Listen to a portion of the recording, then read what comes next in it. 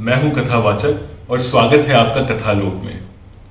आज की कथा है भारतवर्ष के एक निस्वार्थ समाज सुधारक तथा प्रख्यात विद्वान ईश्वर चंद्र विद्यासागर जी की। ईश्वर चंद्र विद्यासागर अपने जीवन भर महिलाओं के अधिकारों तथा समाज में उनके स्तर के विकास के लिए कार्य करते रहे और विधवा पुनर्विवाह एक्ट पारित कराने में अपना महत्वपूर्ण योगदान दिया। उनके जीवन से जुड़ी कई प्रेरणादायक घटनाएं हैं, जिनमें से दो घटनाएं हम आज आपके सामने प्रस्तुत करेंगे। विद्यासागर जी ने सन 1872 में कोलकाता में मेट्रोपॉलिटन यूनिवर्सिटी की स्थापना की, जिसे आज विद्यासागर कॉलेज के नाम से जाना जाता है। ये पहला ऐसा निजी विश्वविद्यालय था जिसमें भारतीय छात्र पढ़ते थे, भारतीय अध्यापक पढ़ाते थे, भारतीय ही चलाते थे और जिसकी अर्थव्यवस्था भी भारतीयों के द्वारा संभाली जाती थी। विद्यासागर जी ने पूरे देश में घूम घूम कर इस विश्वविद्यालय की स्थापना के लिए दान इकट्ठा किया। इसी औचित्य से विद्यासागर जी पहुंचे अयोध्या के नवाब के पास, परंतु नवाब ने उनकी बात को गंभीरता से नहीं लिया और उनका मजाक उड़ाते हुए अपना एक जूता निकालकर उनके दान पात्र में डाल दिया।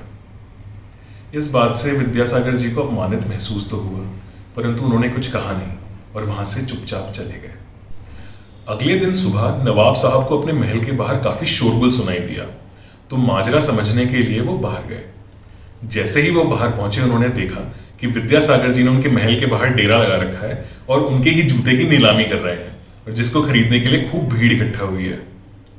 देखते ही देखते विद्यासागर जी ने नवाब साहब का जूता 1000 रुपए में नीलाम कर दिया। यह देखकर नवाब साहब चकित रह गए और विद्यासागर जी की बुद्धिमत्ता की प्रशंसा किए बिना नहीं रह पाए। साथ ही साथ उन्हें विद्यासागर जी के साथ किए अपने दुर्व्यवहार पर काफी अफसोस भी हुआ। तुरंत उन्होंने विद्यासागर जी को बुलाकर उनसे क्षमा मांगी और उतनी ही रकम अपनी तरफ से उनको दान में दे दी। विद्यासागर जी की विनम्रता से जुड़ी एक और घटना बहुत प्रसिद्ध है।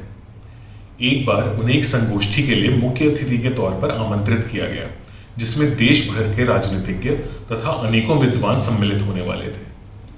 संगोष्ठी से एक दिन पहले विद्यासागर जी रेल द्वारा उस शहर में पहुंचे। जैसे ही वे प्लेटफॉर्म पर उतरे, उन्होंने देखा कि उन्हीं की ट्रेन से एक सूट बूट पहना नवयुवक और हाथ में सूटकेस लिए हुए स्टेशन पर उतरा और जोर जोर से चिल्लाकर कुली को आवाज देने लगा। कुछ समय तक जब कोई नहीं आया, तो विद्यासागर जी उस नवयुवक के पास गए और उन्होंने चुपचाप उसका सूटकेस उठा लिया। उन्हें कुली समझकर नवयुवक भी उनके आगे आगे चल दिया। गंतव्य पर पहुंचने पर नवयुवक ने उन्हें पैसे देने की कोशिश की, पर विद्यासागर जी ने साफ मना कर दिया। अगले दिन विद्यासागर जी संगोष्ठी में पहुंचे और अपने प्रभावशाली भाषण से पूरी सभा को सम्मोहित कर दिया। उसी सभा में वो सूटकेस वाला युवक भी उपस्थित था। विद्यासागर जी को पहचान कर वो शर्म से पानी पानी हो गया और सभा खत्म होते ही उनसे क्षमा मांगने उनके पास पहुंच गया। विद्यासागर जी ने उसे देखा और कहा, तुम नवयुवक हो, तुम हमारे देश का भविष्य हो। अगर तुम अपनी ही अटैची का भार अपने कंधों पर नहीं उठा पाओगे, तो आगे चलकर देश की भावी जिम्मेदारियों का बोझ कैसे उठाओगे। यह सुनकर युवक ने अपनी गलती मानी और आगे से ध्यान रखने का संकल्प लिया।